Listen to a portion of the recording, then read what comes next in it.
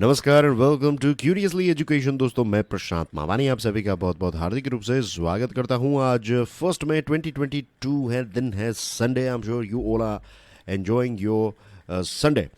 Dear friends, ये financial news का एक रिवीजन लेक्चर है। एज वी नो के रिवीजन जो है वो आपकी प्रिपरेशन के लिए बहुत ही इम्पोर्टेंट है। आप हर रोज़ नई नई चीज़ें सीखते हैं, इज़ इट? लेकिन अगर आप उन चीज़ों को रिवाइज नहीं करेंगे तो आप खुद पाएंगे कि कुछ दिनों के बाद या फिर कुछ हफ्तों के बाद वो जो पर्टिकुलर टॉपिक है उसके साथ जुड़े हुए मोस्ट इम्पोर्टेंट पॉइंट्स आपको याद ही नहीं रहेंगे। तो revision is very very important, क्योंकि आपको बहुत सारी चीज़ें सीखनी है, is it?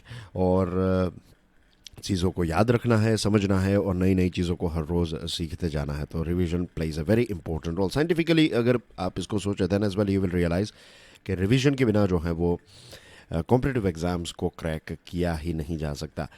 Anyway, dear friends, enough about revision. Let's move on. Do check out my motivational podcast, Curiously Forever. ये सभी बड़े पॉडकास्ट प्लेटफॉर्म्स जैसे कि स्पॉटिफाई, विंक, जियो सावन, गाना, गूगल पॉडकास्ट, अमेजॉन म्यूजिक, इसके अलावा जो दूसरे पॉडकास्ट या फिर म्यूजिक के एप्स हैं, इस पर क्यूरियसली फॉर एवर अवेलेबल है। Do check it out. Asset monetization. The government is looking to speed up work to achieve its ambitious target to raise 1.62 lakh crore through asset monetization in financial year 23. इस financial year में सरकार कितना पैसा asset monetization के माध्यम से receive करना चाहती है? टारगेट है 1.62 लाख करोड़ रुपीज़, राइट? ये अपने आप में एक बहुत बड़ा टारगेट है। यू नो, एसेट मोनेटाइजेशन का मतलब ये है कि सरकार के पास जो इम्पोर्टेंट एसेट हैं या तो उसको बेच डालना, राइट, या फिर उसको एक लॉन्ग लीज पर दे देना और बदले में जो पैसे मिलेंगे इन पैसों का इस्तेमाल जो है वो सरकार डेवलपमेंट के काम के लिए कर सकती है।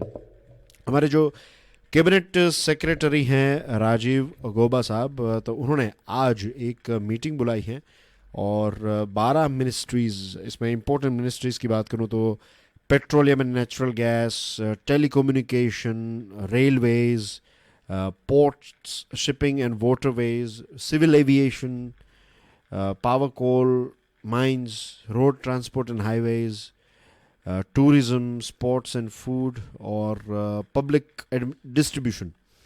तो ऐसे कुछ 12 मिनिस्ट्रीज़ जो हैं, वो मिनिस्ट्रीज़ के जो ऑफिसर्स हैं वो इसमें इस मीटिंग का पार्ट होंगे और एक डिटेल्ड रोड मैप जो है वो उनसे मांगा जाएगा और क्लियर टाइमलाइंस दी जाएगी ताकि एसेट मोनेटाइजेशन का काम, जैसे कि पावर लाइंस हैं, gas pipeline, roads, railways etcetera, ये सारी चीज़ों का एक डिटेल रिव्यू किया जा सके। और इसी के साथ साथ जो हमारे सेक्रेटरी साहब हैं वो इस मीटिंग में उन सारे मंत्रालयों से एक्सप्लेनेशन भी मांगेंगे जिन्होंने लास्ट ईयर का फाइनेंशियल ईयर 2022 का मोनेटाइजेशन का टारगेट अचीव नहीं किया है, जो मिस कर गए।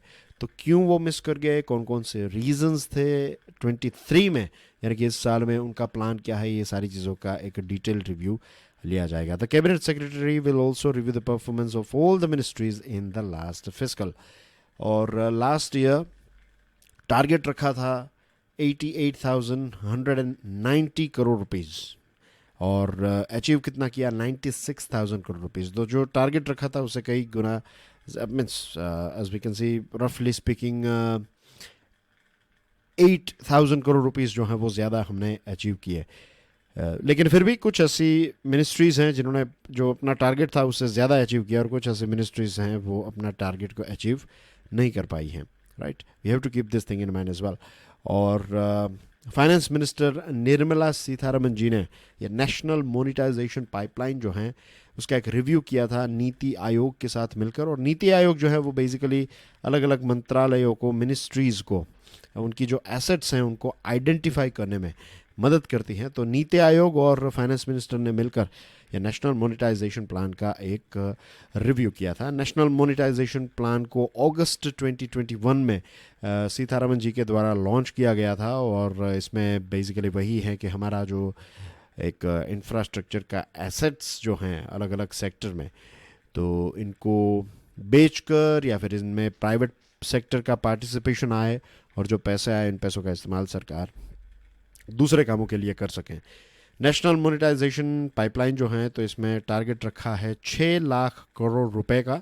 इतने पैसे सरकार जो है उसमें इसमें से जनरेट करेगी और आने वाले 4 सालों में 2022 से 25 के बीच में ये टारगेट अचीव करने का एक लक्ष्य जो है ये रखा है एनएमपी में सरकार ने। ठीक है। फाइनेंस मिनिस्टर एट आईएमएफ, आप जानते हैं रेगुलर स्टूडेंट्स के हमारे जो फाइनेंस मिनिस्टर हैं वो यूएसए की यात्रा पर हैं और वहाँ पर आईएमएफ की मीटिंग को एड्रेस करते हुए उन्होंने ये कहा, भारत ने श्रीलंका के लिए बैटिंग की है, श्रीलंका के लिए कहा है कि श्रीलंका को टेम्परेरीली लोअर इनकम कंट्री की कैटेगरी में ऐड कर दिया जाए। अगर जब ये किया जाएगा, मीन्स ऐसा हो जाए, भारत ने तो यही कहा है कि श्रीलंका को आप डाउनग्रेड करके लोअर इनकम कैटेगरी में डाल दीजिए, क्योंकि अगर ऐसा होगा तो फिर श्रीलंका को फटाफट पैसे जो है वो मिल जाएंगे। फिलहाल श्रीलंका फाइनेंशियल क्राइसिस से गुजर रहा है और भारत ने पूरा सपोर्ट, एक स्टैंड लिया है श्रीलंका के लिए। एंड आई एम श्योर ये बात जो है वो श्रीलंका के लोग कभी नहीं भूलेंगे और उनका जो प्यार है वो भारत के प्रति और ज़्यादा बढ़ेगा। यही मैं आशा रखता हूँ कि फाइनेंस मिनिस्टर ने एक स्टैंड लिया है इंटरनेशनल मॉनेटरी फंड में श्रीलंका के लिए। और श्रीलंका के पास डॉलर्स नहीं है, फॉरेन करेंसी जो रिजर्व हैं या फिर फॉरेक्स रिजर्व जो हैं वो उनके पास ख़त्म हो गया है, तो वो चीज़ों को इंपोर्ट नहीं कर पा रहे। अब श्रीलंका ऐसा देश है वो बहुत सारी चीज़ें इंपोर्ट करता है, यहाँ तक कि आइलैंड नेशन होने के बावजूद भी फिश इंपोर्ट करनी पड़ती हैं। तो बहुत सारे स्ट्रक्चरल रिफॉर्म्स की आवश्यकता है, लेकिन फ़िलहाल तो उनको डॉलर चाहिए, सलाह नहीं चाहिए, तो फटाफट अगर उनको पैसे मिलेंगे तो चीज़ें जो हैं वो चलती रहेगी। और हमारे जो फाइनेंस मिनिस्टर है ना, ये एक्स ऑफिशियो गवर्नर होते हैं आईएमएफ के, और भारत 3 देशों को रिप्रेजेंट करता है आईएमएफ में, बांग्लादेश, श्रीलंका और भूटान। ये तीनों देशों के नाम आपको याद रखने हैं। आपको एग्जामिनेशन में एमसीक्यू पूछा जा सकता है कि भारत किन 3 देशों को आईएमएफ में रिप्रेजेंट करता है। यहाँ पर आपको ऑप्शन दिया जाएगा बांग्लादेश, श्रीलंका, भूटान, ये राइट ऑप्शन है। फिर बांग्लादेश, श्रीलंका और अफगानिस्तान, श्रीलंका और भूटान, इस प्रकार से आपको ऑप्शंस दिए जाएंगे। और आपको कहीं ना कहीं लगेगा कि नहीं, बांग्लादेश तो अब बहुत ही इकोनॉमिकली स्ट्रांग हो चुका है तो उसको हम रिप्रेजेंट नहीं करें एक्सेट्रा। तो रिमेंबर दिस थिंग, ये चीज आपको याद रखनी है। That's it, right. New Delhi has pressed for treating Sri Lanka on par with other countries facing dire emergencies such as Ukraine. Bharat ने ये कहा कि जैसे हम यूक्रेन को ट्रीट करते हैं ना फिलहाल इमरजेंसी फेस कर रहा है, वैसे ही उसी कैटेगरी में हमें ये श्रीलंका को हमें ट्रीट करना चाहिए ताकि हम श्रीलंका की मदद कर सकें। FPIs pull out 12,300 crore rupees Bharat की जो स्टॉक मार्केट है, इक्विटी मार्केट से चले गए हैं इसी महीने में। और इसके पीछे नंबर 1 रीजन जो है that is US Fed reserve. वहां की जो सेंट्रल बैंक है यूएसए की, वो अगर अपना रेट इंक्रीज कर देगी तो फिर ये जो इन्वेस्टर्स हैं जिन्होंने बैंक से पैसे बोरो किए हैं वो पैसे वो भारत की मार्केट में इन्वेस्ट कर रहे हैं, और फिर यहाँ पर अगर उनको उतना रिटर्न नहीं मिल रहा है और ऊपर से इंटरेस्ट रेट या फिर लोन का रेट इंक्रीज हो गया तो फिर उनके लिए फायदा नहीं होगा। तो ये बहुत ही कट टू कट चलते हैं। I give you one example. मान लीजिए कि आप यूएसए के एक इन्वेस्टर हैं, आपने $10,000 जो हैं वो बैंक से बोरो किए और बैंक ने आपको कहा था कि ये आपको 3% इंटरेस्ट रेट पर बैंक आपको ये दे रही है, मानकर चलते हैं। अब आपने ये $10,000 जो हैं वो भारत की अलग अलग कंपनीज में, भारत की स्टॉक मार्केट इक्विटी में आपने इन्वेस्ट किए, और आपके जो ब्रोकर हैं उन्होंने कहा कि सारे टैक्स ये वो सारी चीज़ें अगर हम कट कर ले तो आपको रिटर्न जो है वो 4% मिलेगा। कितना? 4%। तो $10,000 पर आप 4% कमाएंगे, 3% आपको इंटरेस्ट पे करना है, बीच में आपका जो 1% है दैट इज योर प्रॉफिट। आप कहेंगे कि चलो अच्छी डील है, लेट्स मूव ऑन। अब ये आप कर रहे हैं, सारी चीज़ें हो रही हैं। अब अगर बैंक जो है वो ये तय कर दे कि ये 3% जो हमने एग्जाम्पल में देखा, ये 3% को अगर इंक्रीज करके 4% कर दे तो फिर आपका क्या होगा? आपका ना तो प्रॉफिट होगा ना लॉस होगा। तो फिर आप खामखा रिस्क नहीं लेंगे, आप यहां से पैसे निकाल कर वापस बैंक को दे देंगे, isn't it? तो this is just one example, ऐसे काम करता है। तो इस प्रकार से जब इंटरेस्ट रेट इंक्रीज हो जाता है, लोन का रेट इंक्रीज हो जाता है, तो इन्वेस्टर का जो सेंटिमेंट है वो अफेक्ट होता है। और टोटल अगर हम देखें तो मार्च 2022 तक अगर आंकड़ा देखें तो पिछले 6 महीनों के अंदर धड़ाधड़ फॉरेन पोर्टफोलियो इन्वेस्टर्स जो हैं वो नेट सेलर्स रहे हैं। उन्होंने हमारी स्टॉक मार्केट, हमारी इक्विटीज में से पैसे जो है वो डी इन्वेस्ट किए हैं। 1.48 लाख करोड़ रुपीस चले गए हैं। और दूसरी तरफ एक जियो पोलिटिकल एनवायरनमेंट जो चल रहा है फरवरी से, तो इसने भी इसकी स्पीड काफ़ी इंक्रीज कर दी है। Crude palm oil, cookies, noodles, shops, shampoo, ये सारे अलग अलग प्रोडक्ट्स की कीमत हमारे देश में 8 से 10% जितनी बढ़ सकती है। पता है क्यों? क्योंकि इंडोनेशिया ने यह तय किया है कि 28 अप्रैल के बाद ये क्रूड पाम ऑयल के एक्सपोर्ट पर बैन लगा देगा। इंडोनेशिया जो है ये एक बहुत बड़ा सप्लायर है। भारत आज भी एडिबल ऑयल की एक बहुत बड़ी क्वांटिटी हम इंपोर्ट करते हैं। और लास्ट फ्राइडे इंडोनेशिया ने पाम ऑयल एक्सपोर्ट्स को बैन किया है अनटिल फर्दर नोटिस। और इसकी वजह से पाम और सनफ्लावर ऑयल जो है वो हमारे देश में कॉस्टलियर हो जाएंगे। हम 60% जितना ऑयल जो है पाम ऑयल इंपोर्ट करते हैं। और टोटल जो हम पाम ऑयल इंपोर्ट करते हैं तो इसका 3/4 यानी कि 75% जितना सिर्फ 2 देशों से आता है, इंडोनेशिया एंड मलेशिया। तो इसमें से अगर एक देश एक्सपोर्ट पर बैन लगाता है तो आप समझ सकते हैं कि भारत में इसकी सप्लाई क्रंच होगी। और सप्लाई जब डिस्टर्ब होगी तो इसकी प्राइस बहुत ज़्यादा बढ़ जाएगी। पाम और उसके बनाए गए प्रोडक्ट्स जो हैं तो उसकी कीमत मीन्स उसकी जो कॉस्ट होती है तो ये 20%, पूरा जो मैन्युफैक्चरिंग प्रोसेस है तो लगभग 20% जितनी कॉस्ट जो है वो इसकी होती है पाम की। और इसमें प्राइस बढ़ना है यानी कि फाइनल प्रोडक्ट जो है वो आपका इंक्रीज हो जाएगा, प्राइस बढ़ जाएगी। ब्लूमबर्ग ने मंडे को ये बताया, यानी कि कल ये बताया कि इंडोनेशिया जो है वो सिर्फ जो आरबीडी पाम ऑयल कहते हैं, जिसको रिफाइंड, ब्लीच्ड और ओडोराइज्ड यानी कि उसमें से जो स्मेल होती है वो निकाली जाती है। ओडोर यानी कि स्मेल, तो डीओडोराइज्ड, रिफाइंड, ब्लीच्ड और डीओडोराइज्ड पाम ऑयल जो है इस पर ही बैन लगाएगा। जो क्रूड है, जो रॉ पाम ऑयल है, इसके ऊपर बैन नहीं लगाएगा। और पिछले 12 महीनों में, एक साल में पाम ऑयल की प्राइस जो है वो 50% इंक्रीज़ हुई है। और पिछले 2 सालों में इसकी प्राइस जो है वो 3 गुना ज़्यादा इंक्रीज़ हुई है। और इसकी वजह से हमारे देश में बहुत सारे प्रोडक्ट्स जिसमें पाम ऑयल का इस्तेमाल किया जाता है तो उनकी प्राइस जो है वो इंक्रीज़ हो चुकी है। Production linked incentive scheme for white goods.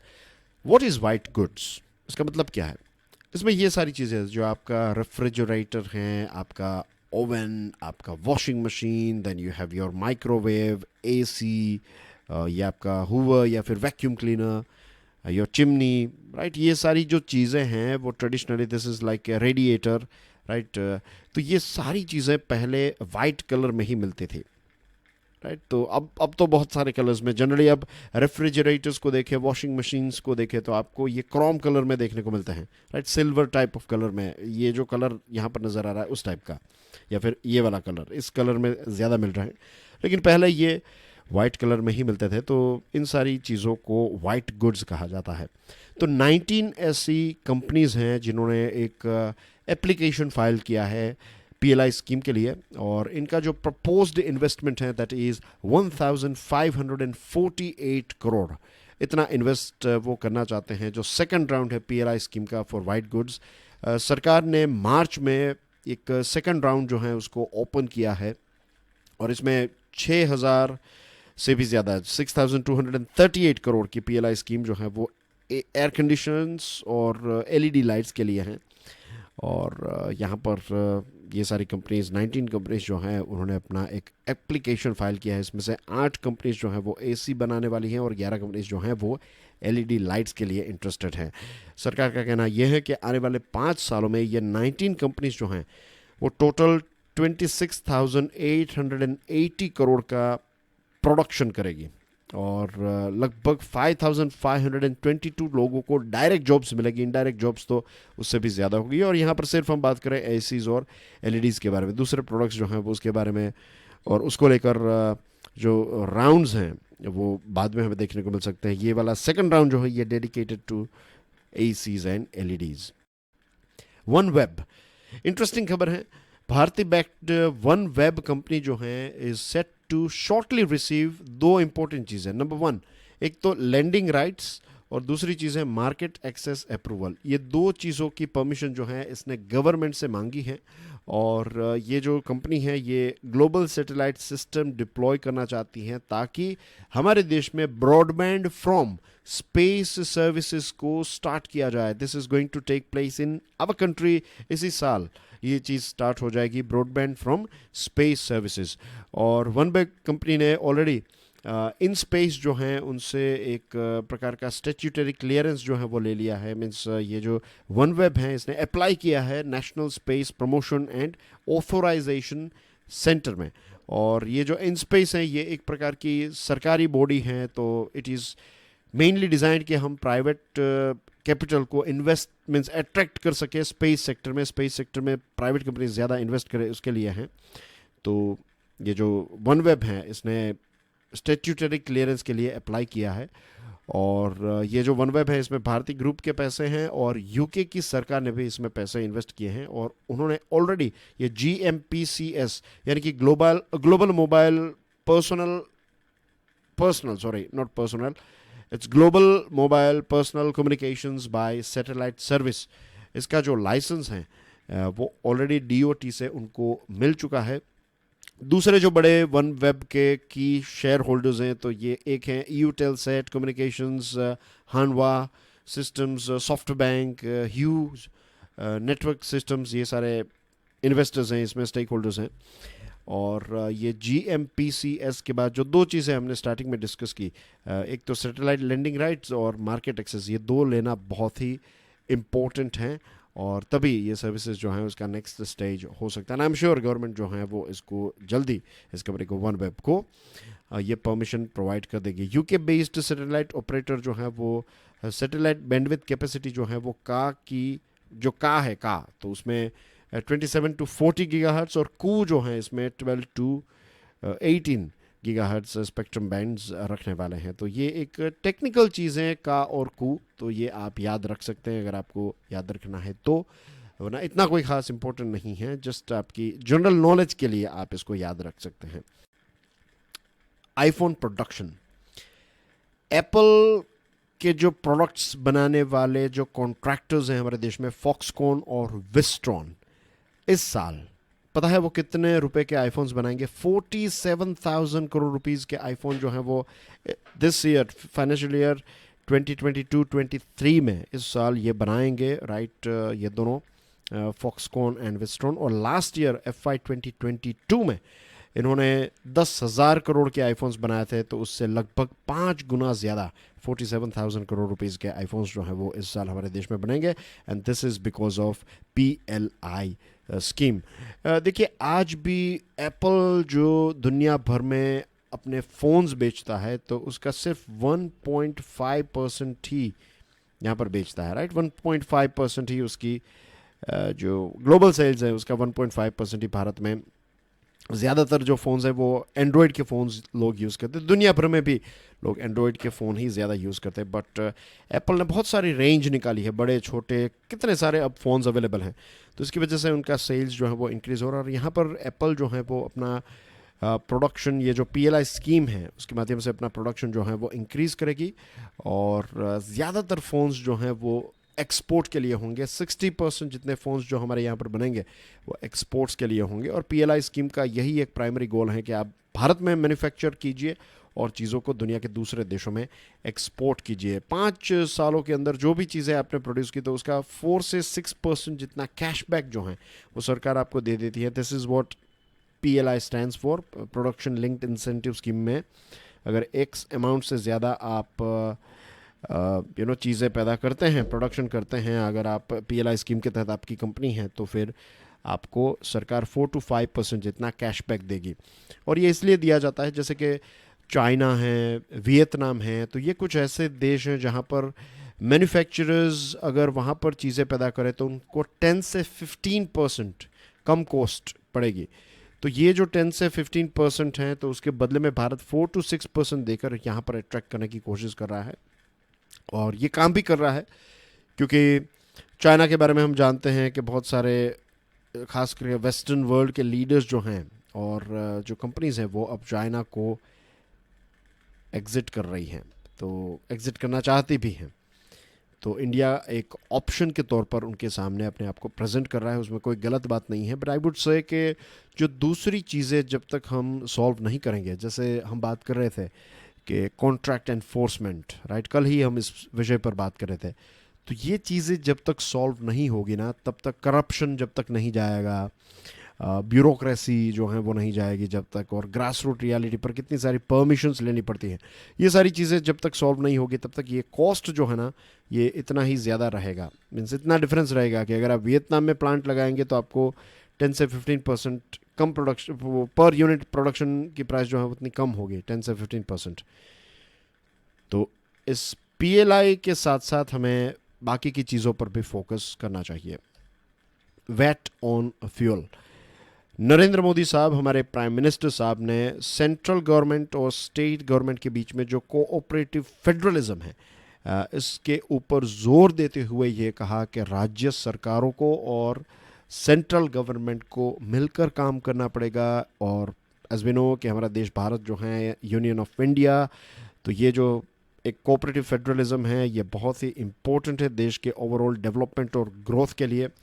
और मोदी साहब ने यह भी बताया कि सेंट्रल गवर्नमेंट ने जो पेट्रोल और डीजल हैं उसके ऊपर एक्साइज ड्यूटी कम की है, नवंबर में कम की थी, और वो चाहते हैं कि कुछ ऐसे राज्य हैं जो वैट यानी कि वैल्यू एडेड टैक्स जो पेट्रोल एंड डीजल पर लगता है तो उसको कम करें। ख़ास करके कुछ अपोजिशन लेड स्टेट्स हैं जिन्होंने टैक्सेस जो हैं उनको कम नहीं किया है, और इसके बारे में मोदी साहब ने ये बताया कि ये वहाँ के लोगों के लिए अन्याय है, क्योंकि सेंट्रल गवर्नमेंट अगर टैक्स कम कर रही है, एक्साइज ड्यूटी कम कर रही है, तो यही एक आशा रखी जाती है कि, और यही प्लान था कि सेंट्रल गवर्नमेंट पहले पैसे कट करेगी, टैक्स कट करेगी, तो स्टेट गवर्नमेंट्स भी टैक्स कट कर देगी, तो फाइनल फ्यूल की प्राइस जो है वो थोड़ी कम हो जाएगी, तो इससे एक आम आदमी को थोड़ी राहत मिलेगी। लेकिन जब राज्य सरकार ऐसा नहीं करती है तो इट पेन्स, राइट, वहाँ के लोग जो हैं उनके लिए एक पिंच है।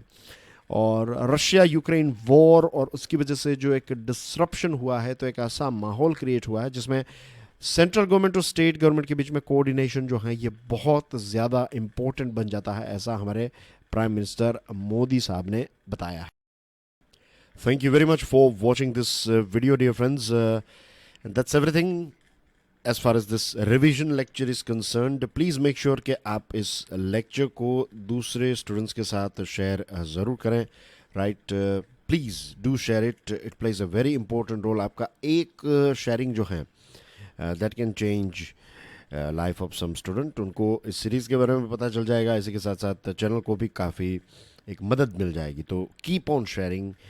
And thank you very much for your love and support. Enjoy your Sunday. I'll see you tomorrow. Till then, God bless you all. Stay curious. Jai Hind.